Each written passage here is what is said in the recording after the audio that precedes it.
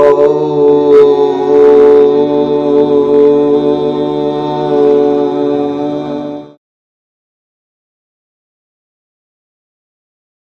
नमस्कार। The enlightenment जीवन का परम लक्ष्य, what is life and how to live it, इस 10 फिलॉसफी के इस नए वीडियो में आप सबका एक बार फिर से अभिनंदन है। पाप और पुण्य दो ऐसे पहलू हैं, दो ऐसे पक्ष हैं जो इस संपूर्ण सृष्टि में जड़ अचर सब पे लागू होता है। और यदि हम पृथ्वी पर रहने वाले सिर्फ मनुष्यों की बात करें तो यह तब तक हमारे साथ रहेगा जब तक हम इस शरीर में रहेंगे, और इस शरीर से परे जब हम दूसरे शरीर में जाएंगे इलेक्ट्रिसिटी की तरह। अगर साधारण भाषा में मैं कहूँ तो पाप और पुण्य दो ऐसे पक्ष हैं जो हमारे कर्म से निर्धारित होते हैं, और हम अपने पूरे जीवन काल में कोई न कोई कर्म अवश्य ही करते रहते हैं। जिस समय आप सो रहे होते हैं उस समय भी आप एक कर्म कर रहे हैं सोने का, उठ रहे हैं तो उठने का, सोना उठना बैठना खाना, हर काम एक कर्म है। और हर कर्म या तो एक अच्छा कर्म हो सकता है या बुरा कर्म हो सकता है, पाप कर्म हो सकता है, पाप कृत हो सकता है या पुण्य कृत हो सकता है। यह कर्म का बंधन ही ऐसा है जिससे मुक्त होने के लिए आपको मोक्ष की प्राप्ति करनी होगी, आपको सत्य का ज्ञान करना होगा, आपको परमात्मा का आभास करना होगा जो आपके भीतर में गुजरे हैं। तो ही आप इस कर्म के बंधन से मुक्त होके, पाप पुण्य के बंधन से मुक्त होके, वह स्रोत जहाँ से इलेक्ट्रिसिटी निकली है जो समस्त जीवों के शरीर में है, अर्थात वह परमात्मा जहाँ से आत्मा निकली है और हम सब के बॉडी में है, उस स्रोत से जाके मिल जाओगे। परंतु आज के इस वीडियो में हम लोग यह बात करने वाले हैं कि पुण्य कर्म क्या है और बुरे कर्म क्या है। इस बात का जवाब देते हुए जो रिसेंट टाइम में भगवान राम जी पे उठाए गए हैं कि वो मांसाहार करते थे, और हमारे सनातन भाई बहुत सारे ऐसे हैं जो यह मानते हैं कि मांसाहार करना एक कृत कर्म है, एक पाप कर्म है, तो हमारे भगवान ऐसा कैसे कर सकते हैं। इसीलिए वह इस चीज का विरोध करते हैं कि यह संभव ही नहीं है कि भगवान राम मांसाहार करें, क्योंकि वो मानते हैं ऐसा कि मांसाहार करना एक कुकर्म है, एक गलत काम है, एक पाप कर्म है। और इसी बात को लेके जितने भी हमारे हिंदू समाज के लोग हैं वह मुस्लिमों पे इसी बात को लेके आरोप लगाते हैं कि तुम लोग जानवरों का खून बहाते हो, तुम लोग जानवरों की हत्या करके खाते हो। यह अलग बात है कि हिंदूज भी हमेशा से मांसाहार का सेवन करते ही रहे हैं, परंतु आज हम सबसे पहले यह जानेंगे कि क्या मांसाहार का सेवन करना पाप है या पुण्य। अगर पाप है तो क्या चीज का सेवन करना पुण्य है, और फिर वीडियो के लास्ट में हम लोग जानेंगे प्रूफ के साथ कि क्या भगवान राम मांसाहार थे या नहीं थे। जैसा मैंने बताया कि सब चीज एक कर्म ही होता है। अब कर्म निर्धारित कैसे होगा, जैसे आप जो श्वास ले रहे हो वह भी एक कर्म है, और जो चीज हम अपने श्वास में ले रहे हैं अर्थात हवा, वह भी एक लिविंग चीज है। सबसे पहले बुरे कर्म और अच्छे कर्म की जो परिभाषा है वह लोग ऐसे देते हैं कि यदि हम किसी दूसरे जीव की हत्या कर रहे हैं यानी उसके शारीरिक अस्तित्व को खत्म कर रहे हैं तो वह एक पाप कर्म है। किसी भी तरीके से रोड पे चलते हुए अगर हमारे पैरों तले चींटियां मर जाती है तो वह एक पाप कर्म है। परंतु बहुत सारे लोग इसमें यह भी कहेंगे कि जो अनजाने में ऐसी चीजें होती हैं वह पाप कर्म नहीं है। परंतु मैं आपको अगर यह बताऊं कि आपका यह लिविंग बॉडी लिविंग तभी तक रहेगा जब तक आप लिविंग चीजों को खाओगे। खाने पीने वाली जितनी भी चीजें होती हैं वह सब भी लिविंग है, उसमें कुछ भी नॉन लिविंग नहीं है। आप खाने पीने वाले तो छोड़ दो, आप जो श्वास ले रहे हो, जो हवा आपके अंदर जा रही है, वह हवा अपना एनर्जी यानी अपने प्राण आपको दे रही है, अपना एनर्जी आपको दे रही है, तभी जाके आपके बॉडी में एनर्जी आ रही है, तभी आपका बॉडी जीवित है। हवा कोई नॉन लिविंग चीज नहीं है, वायुदेव हैं, वही सर्वप्रथम सर्वोपरि लिविंग बीइंग है। लिविंग बीइंग और नॉन लिविंग का अंतर हम जिस दिन अच्छे से समझ जाएंगे उस दिन आपको इस पृथ्वी पे सब कुछ पता चल जाएगा कि पाप का डेफिनेशन क्या होना चाहिए और पुण्य का डेफिनेशन क्या होना चाहिए। क्योंकि खाने पीने श्वास लेने में ऐसा कोई चीज ही नहीं है हैं जो नॉन लिविंग है। हम किसी लिविंग वस्तु को खाएंगे तो ही हमारा शरीर लिविंग रहेगा। यदि आप नॉन लिविंग चीज़ों को खाएंगे, जो पहले लिविंग था परंतु अब मर गया, वही नॉन लिविंग होता है। जैसे पेज, जो पेजेस बने हुए होते हैं, ये सब नॉन लिविंग है परंतु हमेशा से नॉन लिविंग नहीं है। यह अपने इस रूप में आने से पहले अपने ओरिजिनल रूप में लिविंग ही था। तो सभी वस्तु मरने के बाद ही नॉन लिविंग बनती है। कुछ ऐसे भी सो कॉल्ड साधुनी लोग हैं या फिर साधु लोग हैं जो यह बोलते हैं कि हम अपने बॉडी को ही शमशान घाट बना के रखे हुए हैं क्योंकि हम उसमें मुर्दों को खाते हैं, जबकि उनको यह जानना अति आवश्यक है कि दुनिया में कुछ भी नॉन लिविंग है ही नहीं। सब अपने आरंभिक अवस्था में लिविंग ही होता है, मृत्यु के पश्चात ही सब नॉन लिविंग बनता है। तो हमारे खाने पीने वाले में जितनी भी चीजें हैं जिनको लगता है कि नहीं यह शाकाहार है, तो शाकाहार क्या हुआ? क्या शाकाहार लिविंग नहीं होता है?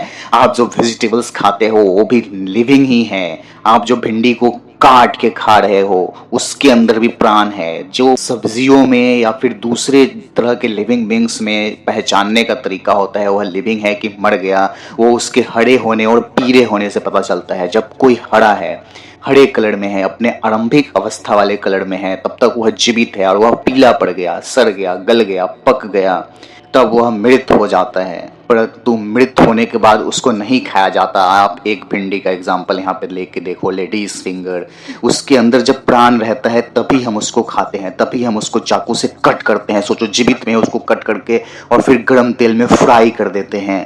और जब वह पहले से ही मरा हुआ रहता है, जब वह पीला पड़ गया होता है, तब उसको हम नहीं खाते हैं। अर्थात जब कोई लिविंग है तभी हम उसको खाते हैं, क्योंकि यही नेचर है, यही स्वाभाविक चीज है, यही प्रकृति है। हमारा बॉडी लिविंग तभी रहेगा जब तक हम लिविंग चीज खाएंगे। यदि हम लिविंग चीज नहीं खा रहे हैं, खाने पीने वाले में जितनी भी चीजें हैं, जितने भी वेजिटेबल्स हैं, ऑनियंस हो गया, गार्लिक हो गया, कैरेट हो गया, रेडिश हो गया, हर चीज लिविंग है। आलू भी जीवित ही रहता है, उसको अगर आप कुछ दिन तक छोड़ दो तो उसमें से पौधा निकल आता है। सिर्फ बहुत सारे ऐसे सीजनल प्लांट होते हैं जिनको हम मरने के बाद ग्रहण करते हैं, जैसे धान, चावल, बट इन सब में भी प्राण रहती है। उसको पीसने से पहले, उसको कूट के धान के पौधे में से चावल निकालने से पहले तक चावल के अंदर भी प्राण रहता ही है, तो ही वो आपको एनर्जी देगा। जब किसी चीज के अंदर एनर्जी है, एनर्जी कभी खत्म नहीं होती है, वो बस ट्रांसफर होती है वन लिविंग बीइंग से अदर लिविंग बीइंग में। यही कंसेप्ट हमारे शास्त्रों में भी है हमेशा से आत्मा को लेके। आत्मा क्या है? वह लिविंग एनर्जी। जब तक आपके शरीर में है तब तक आप लिविंग हो, और वह कभी खत्म नहीं होगी, वो बस ट्रांसफर होगी, वो बस डाइवर्ट होगी एक लिविंग बीइंग से दूसरे लिविंग बीइंग में। अतः जो भी चीजें हमें एनर्जी दे रही हैं, अर्थात वो अपने प्राण को हमें दे रही हैं, अपनी आत्मा हमें दे रही हैं, तो ही जाके हमारे शरीर में एनर्जी बना हुआ है, तो ही जाके हमारा शरीर लिविंग है। खाने पीने वाले में ऐसी कोई चीज है ही नहीं जो नॉन लिविंग है, परंतु इसमें भी पाप और पुण्य है। पाप और पुण्य ऐसे है कि क्या चीज को खाना पाप होगा और क्या चीज को खाना पुण्य कर्म होगा। अगर आप इस बात को ध्यान से समझो तो सबसे पहले तो अभी मैंने जैसा बताया कि खाने पीने वाले में सभी चीजें लिविंग ही है, तो अब उसमें भी प्रश्न यह आ जाता है कि किसको खाना अच्छा है और किसको खाना गलत है। इसीलिए हमारे शास्त्रों में बहुत ही क्लियरली मेंशन किया हुआ है कि क्या खाना पुण्य है और क्या खाना पाप है। एक फल जो होता है वही एकमात्र ऐसा चीज है, वही एकमात्र ऐसा खाद्य पदार्थ है जिसको हम उसके मृत्यु के पश्चात ग्रहण करते हैं। जब एक फल पक जाता है और वह पक के पेड़ से गिर जाता है नीचे, पकने का मतलब हुआ कि अब वह मर गया। जब वह पीला पड़ गया, अभी जैसे मैंने भिंडी का उदाहरण देते हुए बताया था कि जब वो पीला पड़ जाए, तो सारे फ्रूट जब पीले पड़ जाते हैं, जब वो पक जाते हैं, अर्थात अब वो मर गए, तो मरने के बाद पेड़ उनको नीचे अपने से अलग कर देती है।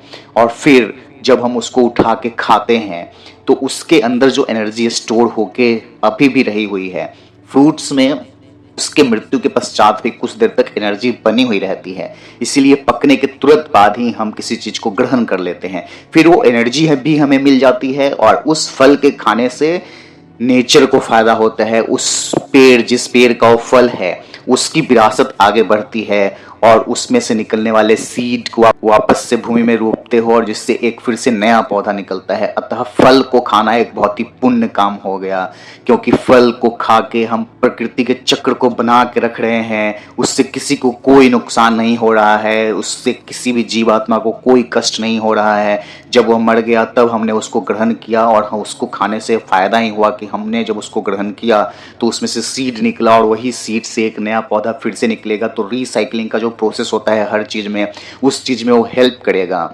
अतः खाने पीने वाले चीजों में एक अगर कोई चीज पुण्य है तो वह है फल खाना। परंतु यहाँ पे दूसरा प्रश्न यह उठता है कि हमारे बहुत सारे सनातनी भाई या दूसरे भाई ऐसा क्यों मानते हैं कि जो चीज लिविंग है, लिविंग चीज़ों को खाना, जैसे दूसरे जानवरों को खाना, पेड़ पौधों को खाना, वेजिटेबल्स को खाना, क्योंकि वो सब भी लिविंग है, तो उन सबको खाना पाप है। क्योंकि उनको ऐसा लगता है कि जब हम किसी जीवित प्राणी को खा रहे हैं, जैसे किसी मांसाहार को खाने का अर्थात हुआ कि जिस जानवर का मांस आप खा रहे हैं उस जानवर की हत्या करके उसको मारा जाता है और फिर हम उसके मीट को खा रहे हैं, और उसकी हत्या करते समय, उसको मारते समय ऑब्वियसली उसको कष्ट होगा, उसको पीड़ा होगी। तो हम जब उसको कष्ट और पीड़ा दे रहे हैं तो वो ऑब्वियसली पाप कर्म हुआ। तो यह बात बिल्कुल सही है और यही कर्म का बंधन भी है कि यदि हम किसी को जो भी तरह की फील देते हैं, जिसको हम कष्ट फील करा रहे हैं, तो हमें भी कभी ना कभी कष्ट फील होगा। यदि ये सब चीज एक दूसरे से बंधा हुआ है, सब कर्म के विधान में ही बंधा हुआ है, संपूर्ण सृष्टि में अस्तित्व रखने वाले हर एक चीज कर्म के बंधन में बंधे हुए हैं। हम जिस किसी दूसरे जीव को जैसा फील कराएंगे वह एक्चुअली हम खुद स्वयं को ही फील कराएंगे, क्योंकि सब एक दूसरे से वही परम तत्व से बंधा हुआ है। तो यदि आप किसी को कष्ट देने का कार्य कर रहे हैं, यदि आप किसी को पीड़ा पहुंचाने का कार्य कर रहे हैं, तो आप कुकर्म कर रहे हैं, आप पाप कर्म कर रहे हैं। परंतु खाने पीने वाली चीजों में मैंने जैसे बताया कि सिर्फ फल एक ऐसा है जिसको खाना पुण्य का काम हुआ। कुछ हद तक दूध, एक नवजात शिशु भी जब अपनी माँ का दूध पीता है तो उसमें भी माँ को दर्द होता है। तो खाने पीने वाले में ऐसी कोई भी चीजें नहीं है जिससे सामने वाले को कष्ट न हो, यही नेचर है। बट अगर हम कर्म के बंधन से मुक्त होना चाहते हैं तो हमें सिर्फ फल ही खाने पड़ेंगे। और इसीलिए वाल्मीकि रामायण में बहुत ही क्लियरली मेंशन है यह बात कि भगवान राम सिर्फ फल आहार ही लेते थे, सिर्फ फल का सेवन ही करते थे, क्योंकि वह पुरुषोत्तम थे। उनको बहुत ही अच्छे से पता था कि क्या सत्य कर्म है और क्या कुकर्म है। वह कभी भी कोई कुकर्म नहीं किए उन्होंने अपने संपूर्ण जीवन में, तो फिर खाने पीने में वह कैसे कर सकते थे। माता सीता को लेके भी उनके ऊपर जो कटाक्ष किए जाते हैं वह उत्तर कांड में जानबूझ के बाद में ऐड किया गया है। भगवान राम उसमें कहीं पे भी दोषी नहीं थे और खाने पीने वाले चीजों में भी वो इस बात का पूर्ण ध्यान रखते थे कि वो कर्म के बंधन में बंध के उनको वापस से फिर से पुनर्जन्म इस मृत्यु लोक में नहीं लेना पड़े। क्योंकि अगर आप कर्म कुकर्म करते हो तो वापस से आप कर्म के बंधन में बंधे रह जाओगे और आप उससे मुक्त नहीं हो पाओगे, आप मोक्ष नहीं मिलेगा आपको जब तक आप कर्म के बंधन में बंधे हुए हो। तो किसी भी चीज को कष्ट देना, पीड़े देना अगर हम दे रहे हैं तो हमें वापस से वही फील या तो इसी जन्म में झेलना पड़ेगा या फिर हमारे अपने अगले जन्म में झेलना पड़ेगा, जब हमारी यह आत्मा किसी और पटी में होगी। कभी कभी हमारे साथ ऐसा होता भी है कि बहुत सारे कष्ट हमें झेलने पड़ते हैं, पर हमें यह समझ में नहीं आता कि हम यह कष्ट क्यों झेल रहे हैं। इसके पीछे पूर्वाग्रह होता है, इसके पीछे आपके पुनर्जन्म में किए गए कर्मों का फल आप भोग रहे होते हैं। क्योंकि यदि हम अपने पास्ट के समय को भूल जाते हैं, इसका यह अर्थ कतई नहीं है कि आप उस पास्ट समय में थे ही नहीं। आत्मा हमेशा थी और हमेशा रहेगी, एनर्जी हमेशा थी और हमेशा रहेगी। उस एनर्जी के जगह पे जो अप्लायंसेस आते रहते हैं, बॉडी आती रहती है, वो बदलती रहती है समय के साथ, उसका रिसाइकलिंग प्रोसेस हमेशा होते रहता है कि बॉडी जिन जिन तत्वों से मिलकर बना है वापस से वो उन्हीं सब तत्वों में मिल जाएगा। तो दोस्तों, खाने पीने वाली चीज़ों में ऐसा कुछ भी नहीं है जो नॉन लिविंग होता है, सब लिविंग होता है। यदि आप खाने पीने में पुण्य करना चाहते हैं और पाप नहीं करना चाहते हैं तो आपके पास एक ही ऑप्शन है कि आप फ्रूट खाओ, कुछ हद तक आप दूध पी सकते हो, या फिर वैसे चीज जिनको हम मरने के बाद ग्रहण करते हैं, वैसे अनाज, उन सब चीज़ों को आप ग्रहण कर सकते हो। और भगवान राम ने भी अपने पूरे जीवन में उन्हीं सब चीज़ों को ही ग्रहण किया था, सिर्फ वनवास काल में ही नहीं, अपितु आप अयोध्या कांड में भी अच्छे से देख सकते हो कि उन्होंने जो अनाज लिए थे वो सब वैसे अनाज थे जो मर चुके थे। जैसे धान को हम मरने के बाद खाते हैं, गेहूँ को मरने के बाद हम खाते हैं, तो किसी भी लिविंग बीइंग को उसके मरने के बाद उसको ग्रहण करना। और सबसे बड़ी मिसअंडरस्टैंडिंग जो हमारे अंदर हमेशा से है, वो मिसअंडरस्टैंडिंग यह है कि सिर्फ एनिमल्स ही लिविंग हैं और बाकी जो प्लांट प्रोडक्ट हम ग्रहण कर रहे होते हैं उसमें हम बहुत ही प्राउड फील कर रहे होते हैं कि नहीं, प्लांट प्रोडक्ट जो है वो नॉन लिविंग है, प्लांट प्रोडक्ट लिविंग नहीं है, प्लांट प्रोडक्ट के अंदर प्राण नहीं है, उसके अंदर जीव नहीं है। यह एक बहुत बड़ी मिसअंडरस्टैंडिंग है। हर चीज जीव है और हमसे पहले ही वह जीव है और सजीव है। हवा, पहाड़, पर्वत, नदियां, यही सब ओरिजिनल लिविंग बीइंग है, ना कि हम तो इन सब के जुड़े हुए पार्ट हैं जो इनके बॉडी पार्ट के हिस्से हैं। लेकिन अभी यहाँ पे कुछ साइंस वाले चोचले आएंगे और बोलेंगे कि साइंटिफिकली यह प्रूव नहीं हुआ है कि प्लांट लोग भी फील कर सकते हैं कि नहीं, क्या प्लांट लोग में भी दर्द की भावना फील होती है कि नहीं। जो भी चीज लिविंग है उसको हर तरह की फील होती है। जरूरत नहीं है कि सब हमारी तरह बोल के एक्सप्रेस करेगा, चिल्ला के एक्सप्रेस करेगा। रोने का तरीका, बोलने का तरीका, कम्युनिकेट करने का तरीका अलग अलग लिविंग बीइंग के लिए अलग अलग होता है। यह बात समझने की आवश्यकता है। हमारे शास्त्रों में, हमारे प्राचीन काल में यह बात सभी लोग अच्छे से समझते थे। इसलिए नदियों को भी सम्मान देना, पूजा करना, उनको माँ बोलना, वायु को भी देव बोल के संबोधित करना, धरती को, मिट्टी को, सबको लिविंग रूप में दिखाना, सबको माता पिता के रूप में दिखाना, यही उसका एक मनुष्यों को समझाने के लिए सांकेतिक भाषा में समझाया भी गया था। बट मनुष्य समझे नहीं, क्योंकि मनुष्य आज मेटलिस्टिक चीज़ों की होड़ में इतना उलझ गया है कि वह सत्य से कहीं दूर हो गया है और वह इस असत्य के अनंत अंधकार में भटका हुआ है, जिससे बाहर निकल पाना वर्तमान परिप्रेक्ष्य में उसके लिए संभव ही नहीं, असंभव सा लग रहा है। तो दोस्तों, मिलते हैं अगले वीडियो में। अगर आप हमारी बातों से सहमत हैं तो हमारे चैनल को अभी इसी क्षण सब्सक्राइब कर लें और इस वीडियो को अवश्य शेयर करें ताकि ज़्यादा से ज़्यादा लोगों तक सत्य पहुँचे। यह वीडियो देखने के लिए आप सबका हृदय से धन्यवाद।